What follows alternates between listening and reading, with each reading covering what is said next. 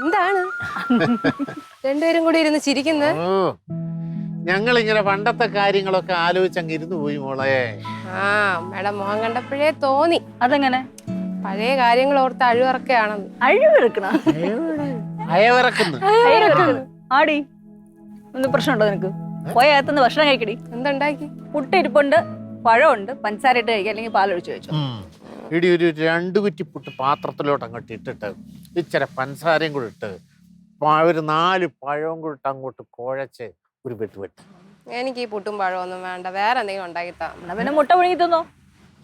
മുട്ടയും മടുത്ത്. മുട്ട മടുത്താ? അളിയൻ വരുന്നു. ഇത്ര നേരത്തെ? കാക്ക വലതു പറഞ്ഞു. അയ്യോ സത്യം. ഞാനേ ഹാഫ് ഡേ ലീവ് എടുത്തു.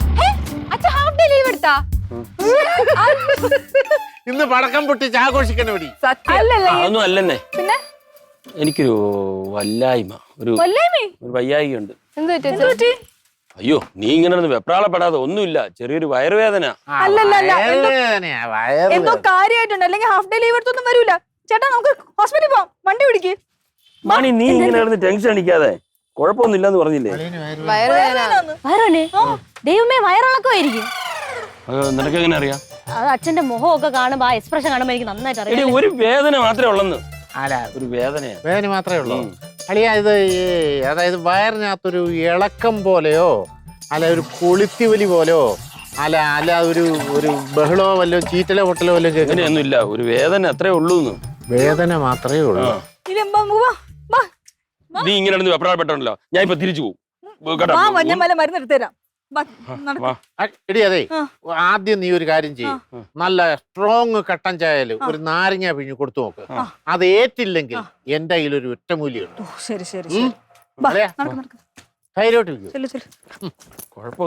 അളിയും വന്നപ്പോഴേ എനിക്ക് ആ വയറുകടിയടി, ആ വയറിളക്കത്തിന്റെ ഫീൽ ചെയ്യും. നിനക്ക് തോന്നിയോ? എനിക്കും തോന്നിയതല്ല, ഞാൻ പറഞ്ഞു.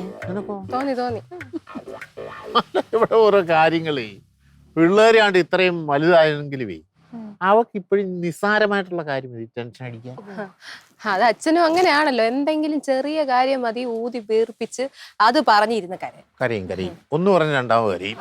എന്റെ മാമ എനിക്കൊരു അവാർഡ് തരണം. എന്തിന്? ഈ തൊട്ടാവാടികളായ അച്ഛനും അമ്മയൊക്കെ സഹിക്കണേന്.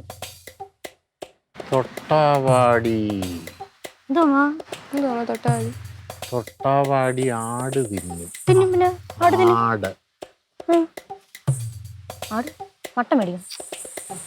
മട്ട മേടിക്കാൻ പോണ സാധനമുണ്ട്. കഴിഞ്ഞില്ലേ? വാ എന്നാ നാരങ്ങ പിഴിഞ്ഞോ? ഓ നാരങ്ങ പിഴിഞ്ഞു. അല്ലെന്നേ ഞാൻ ആലോചിച്ചതേ, എന്തുകൊണ്ടിങ്ങനെ വന്നായിരിക്കും? എനിക്കറിയില്ല. അങ്ങനെ പുറത്തൊന്നുമല്ല കഴിച്ചാ? പുറത്തൊന്നും ഒന്നും കഴിച്ചില്ല. കഴിച്ചില്ലേ? ഞാനേ രാംകുമാർ സാർ കുറച്ച് പായസം കൊണ്ടുവന്നു, ഞാൻ അത് കുറച്ച് കുടിച്ചായിരുന്നു. അത് തന്നെ കാരണം ഇപ്പോഴല്ലേ പിടി കിട്ടിയത്. അത് തന്നെ എടി, അങ്ങനെയാണെങ്കിൽ ഓഫീസിൽ എല്ലാവർക്കും വരണ്ടേ? എല്ലാരും കുടിച്ചില്ലേ? അങ്ങനെ ആയിക്കൊള്ളണമെന്നില്ല, എല്ലാവർക്കും എല്ലാ കാര്യങ്ങളും പിടിക്കൂല. ചിലർക്ക് ചില ഭക്ഷണത്തിനോട് അലർജി വരും. ഇത് അങ്ങനെ എന്തോ സംഭവിച്ചത് തന്നെ. ഈ കട്ടൻ ചായ കുടിച്ചിട്ട് മാറിയില്ലെങ്കിൽ മണിക്കൂട്ടൻ ചേട്ടൻ ഒരു ഒറ്റമൂലി ഉണ്ടാക്കി തരാന്ന് പറഞ്ഞിട്ടുണ്ട്. എന്തായാലും ഒറ്റമൂലി കുടിച്ചാൽ ഞാൻ മാറും. ഇത് കുടിച്ചിട്ട് നോക്കാം നമുക്ക്. ഒരു കാര്യം ചെയ്യ്, ഇത് കുടിക്കാം, മണിക്കൂട്ടൻ ഉണ്ടാക്കാൻ പറ. പെട്ടെന്ന് വേദന മാറണമെങ്കിൽ അതല്ലേ നല്ലത്. ശരിയാണ്, ഞാൻ ഉണ്ടാക്കാൻ പറയാവേ. രവിയേട്ട ഇവിടെ അനങ്ങാതെ റെസ്റ്റ് എടുത്തിരുന്നു. ഞാൻ പെട്ടെന്ന് പോയി പറഞ്ഞിട്ട് ഇങ്ങ് വരാം. നീ വെപ്രാളപ്പെടണ്ട, എനിക്കൊരു ചെറിയ വയറുവേദന അത്രേ ഉള്ളൂ മണി. അങ്ങനെയല്ല, രവിയേട്ടനെല്ലാം നിസ്സാരമായിട്ട് പറയാം. പക്ഷെ എനിക്ക് അങ്ങനെ രവിയേട്ടൻ എന്തെങ്കിലും അസുഖം വന്ന് ഞാൻ നിസ്സാരമായിട്ട് കാണാനൊന്നും പറ്റൂല. അത് മനസ്സിലാക്കണം കേട്ടോ. എന്റെ മണി, ഇവിടെ ഒന്നുമില്ല, ചെറിയൊരു വേദന. നീ പോ, ഞാൻ പോയി പറഞ്ഞിട്ട് നീ പോ, ഞാൻ ഇവിടെ റെസ്റ്റ് എടുക്കാം. മരുന്നുണ്ടാക്കി തരാം കേട്ടോ, ടെൻഷൻ അടിക്കല്ലേ. സ്നേഹിച്ചാ നക്കിക്കൊല്ലും, അല്ലെങ്കിൽ ഞെക്കിക്കൊല്ലും. അതാ പ്രകൃതം. പാവം.